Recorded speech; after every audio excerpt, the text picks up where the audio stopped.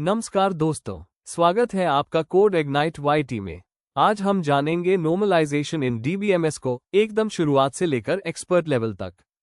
हम सिर्फ एक एनएफ से 5 एनएफ और बीसीएनएफ ही नहीं, बल्कि यह भी जानेंगे कि नॉर्मलाइजेशन के क्या फायदे हैं, कब नुकसान हो सकता है और किस सिचुएशन में नॉर्मलाइजेशन या डिनॉर्मलाइजेशन का इस्तेमाल करना चाहिए। साथ में होंगे रियल लाइफ एग्जाम्पल्स। तो चलिए शुरू करते हैं आपके डीबीएमएस को ऑर्गेनाइज्ड और एफिशिएंट बनाने की यह शानदार यात्रा।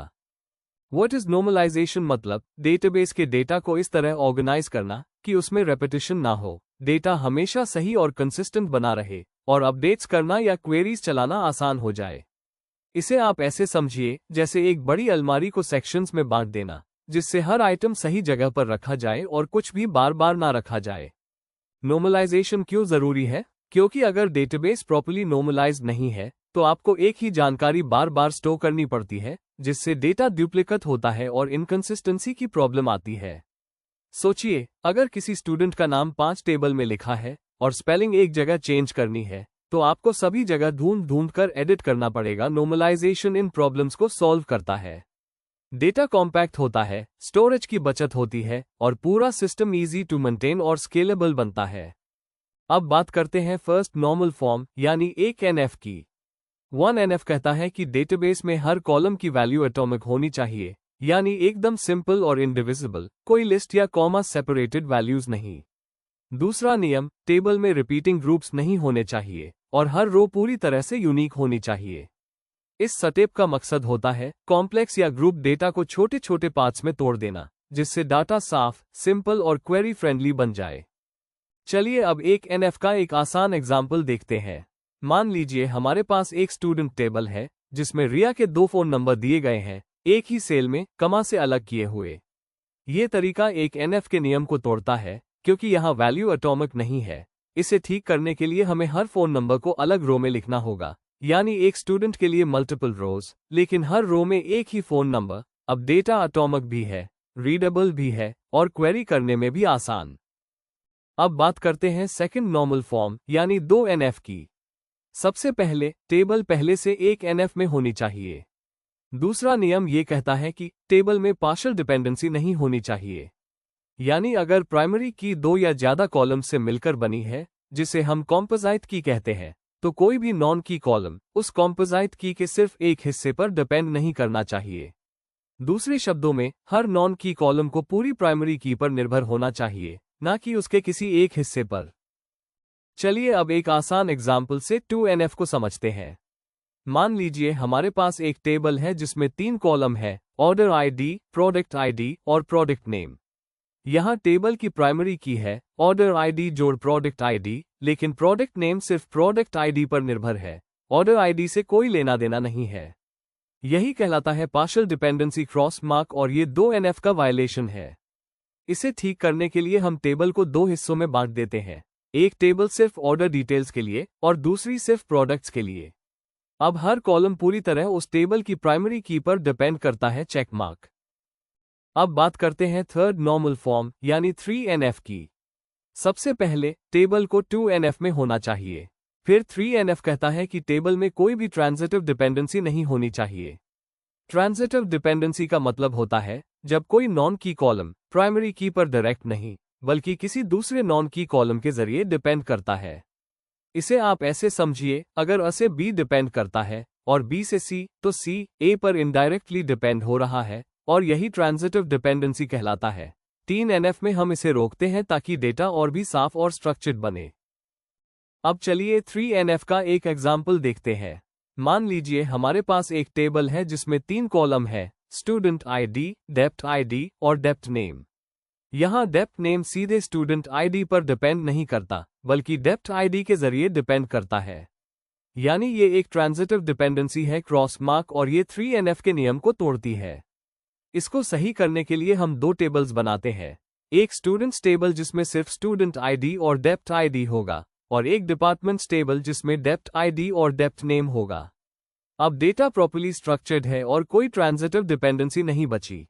अब हम बात करते हैं बीसीएनएफ की, जिसे कहते हैं बॉयस कोड नॉर्मल फॉर्म। ये 3 एनएफ का एक स्ट्रिक्टर वर्जन है। BCNF का नियम कहता है कि टेबल में हर डिटर्मिनेंट यानी जो कॉलम किसी और कॉलम को यूनिकली आइडेंटिफाई करता है वो खुद एक कैंडिडेट की होना चाहिए। उदाहरण के लिए अगर A B है यानी A से B की वैल्यू तय होती है तो A को एक वैलिड कैंडिडेट की होना चाहिए। अगर ऐसा नहीं है तो टेबल BCNF के रूल को फॉलो नहीं कर रही और हमें उसे ठीक करना पड़ेगा। चलिए अब BCNF का एक एग्जाम्पल देखते हैं। मान लीजिए हमारे पास एक टेबल है जिसमें टीचर, सब्जेक्ट और डेप्थ की जानकारी है। यहाँ पर टीचर डेप्थ डिपेंडेंसी है यानी किसी टीचर से उसके डिपार्टमेंट का पता चल रहा है। लेकिन अगर टीचर खुद कैंडिडेट की नहीं है तो ये BCNF का वायलेशन है। इसको ठीक करने के लिए हमें टेबल को दो हिस्सों में बांटना होगा। एक टेबल होगी टीचर डेप्थ और दूसरी होगी डेप्थ सब्जेक्ट। अब हर डिपेंडेंसी सही कैंडिडेट की पर बेस्ड है और टेबल BCNF में आ चुकी है। अब हम बात कर रहे हैं 4NF यानी फोर्थ नॉर्मल फॉर्म की। ये तब इस्तेमाल होती है जब आपके डेटाबेस में मल्टी वैल्यूड डिपेंडेंसीज होती हैं। मल्टी वैल्यूड डिपेंडेंसी का मतलब है एक ही कॉलम से दो अलग अलग कॉलम की वैल्यूज तय हो रही हो और वो दोनों आपस में कनेक्टेड ना हो। जैसे AB और AC, लेकिन B और C का आपस में कोई लेना देना नहीं। 4NF में हमें ऐसे केसेस में डेटा को अलग अलग टेबल्स में बांटना चाहिए ताकि स्ट्रक्चर साफ रहे और रिडंडेंसी ना हो। चलिए अब 4NF को एक एग्जाम्पल से समझते हैं। मान लीजिए हमारे पास एक टेबल है जिसमें स्टूडेंट की कोर्स और हॉबी की जानकारी एक साथ है। यहाँ रिया ने 2 कोर्सेज लिए हैं, मैथ और फिजिक्स, और उसकी 2 हॉबीज हैं, पेंटिंग और रीडिंग। लेकिन कोर्सेज और हॉबीज का आपस में कोई कनेक्शन नहीं है। ये दोनों स्टूडेंट से अलग अलग डिपेंड करते हैं। यही है मल्टी वैल्यूड डिपेंडेंसी और ये 4NF को वायलेट करता है। इसे सही करने के लिए हमें डेटा को 2 टेबल में बांटना चाहिए।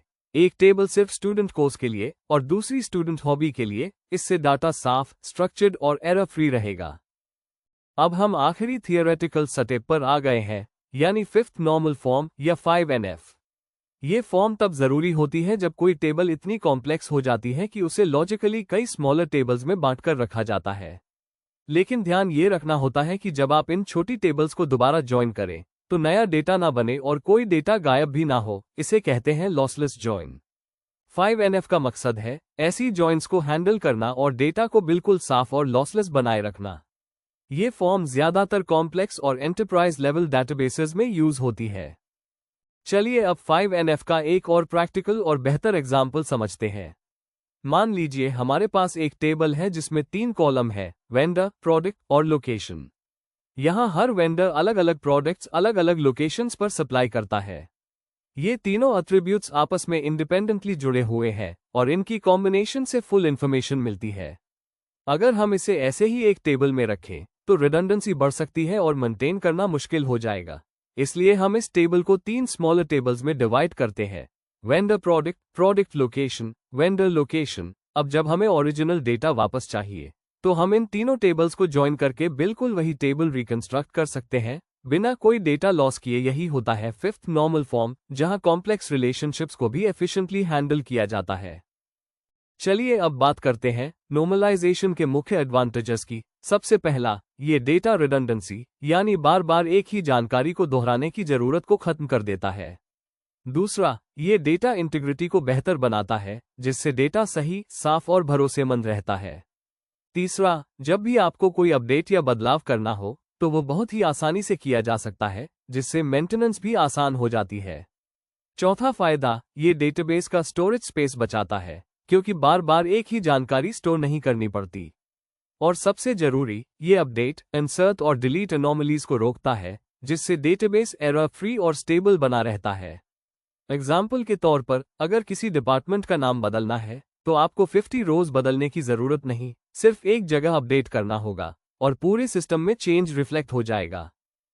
चलिए अब बात करते हैं ओवर नॉर्मलाइजेशन की कुछ परेशानियों की। जब हम डेटाबेस को जरूरत से ज्यादा नॉर्मलाइज कर देते हैं तो कई छोटी छोटी टेबल्स बन जाती है जिससे स्ट्रक्चर बहुत कॉम्प्लिकेटेड हो जाता है। इसके कारण क्वेरीज में बहुत सारे जॉइन ऑपरेशंस करने पड़ते हैं जिससे लॉजिक कॉम्प्लेक्स हो जाता है और परफॉर्मेंस पर असर पड़ सकता है। ऐसे सिस्टम्स को समझना और मैनेज करना बिगिनर्स के लिए काफी मुश्किल हो जाता है, और खासकर अगर आपका सिस्टम रीड हैवी है यानी ज्यादातर काम डेटा पढ़ने का है तो परफॉर्मेंस धीमी हो सकती है। एग्जाम्पल के लिए, अगर आपको एक स्टूडेंट की डिटेल्स निकालनी हो तो 4 या उससे ज्यादा टेबल्स को ज्वाइन करना पड़ सकता है। इसलिए नॉर्मलाइजेशन का उपयोग समझदारी से करना चाहिए, बैलेंस बनाए रखना जरूरी है। चलिए अब समझते हैं कि नॉर्मलाइजेशन और डिनॉर्मलाइजेशन का इस्तेमाल कब करना चाहिए। स्मॉल डायमंड नॉर्मलाइजेशन का उपयोग करें जब आपकी प्रायोरिटी है डेटा कंसिस्टेंसी, यानी हर जगह एक जैसा और सही डेटा होना चाहिए। आपका डेटाबेस ज्यादा राइट हैवी है, यानी ज्यादा इंसर्ट या अपडेट ऑपरेशंस होते हैं और सिस्टम में कॉम्प्लेक्स बिजनेस लॉजिक को मैनेज करना होता है। Small diamond. वहीं दूसरी तरफ डिनॉर्मलाइजेशन का इस्तेमाल तब करें जब आपकी प्रायोरिटी है फास्ट रीड परफॉर्मेंस, यानी डेटा जल्दी एक्सेस करना। आपका सिस्टम ज्यादा रीड हैवी है, ज्यादातर काम डेटा पढ़ने का है, या आपको रिपोर्ट्स और डैशबोर्ड्स के लिए डेटा को जल्दी लोड करना होता है। संक्षेप में कहें तो अगर कंसिस्टेंसी और एक्यूरेसी चाहिए तो नॉर्मलाइजेशन करें, लेकिन अगर स्पीड और फास्ट रिपोर्टिंग चाहिए तो डिनॉर्मलाइजेशन बेहतर है। अब देखते हैं कि नॉर्मलाइजेशन के एप्लीकेशंस। इसे आप ऐसे समझिए, बैंकिंग सिस्टम्स में जहां हर ट्रांजैक्शन की सही और कंसिस्टेंट जानकारी रखनी होती है।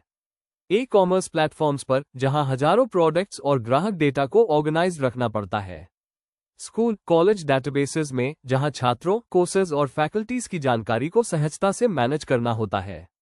हॉस्पिटल मैनेजमेंट सिस्टम्स में पेशेंट रिकॉर्ड्स और ट्रीटमेंट डिटेल्स की सही जानकारी के लिए। और गवर्नमेंट रिकॉर्ड्स जैसे आधार, पैन में जहां डेटा की लॉन्ग टर्म एक्यूरेसी और इंटीग्रिटी बेहद जरूरी है। जब भी कंसिस्टेंसी क्रिटिकल हो, डेटा कई मॉड्यूल्स में शेयर हो और लॉन्ग टर्म डेटा मेंटेनेंस की जरूरत हो, तब नॉर्मलाइजेशन एक आदर्श समाधान साबित होता है। इस तरह नॉर्मलाइजेशन न केवल डेटा को साफ सुथरा रखता है, बल्कि उसे रिलायबल और एफिशिएंट भी बनाता है। Thank you so much for watching. अगर ये वीडियो आपको हेल्पफुल लगा हो तो इसे लाइक जरूर करें, अपने दोस्तों के साथ शेयर करें, और ऐसे ही आसान और यूजफुल टेक कंटेंट के लिए कोड इग्नाइट YT को सब्सक्राइब करना मत भूलिए। चलिए अब हम सब मिलकर अपनी नॉलेज को भी नॉर्मलाइज करते हैं। आप देख रहे थे कोड इग्नाइट YT, जहां सीखना आसान है और कोडिंग होती है क्लियर।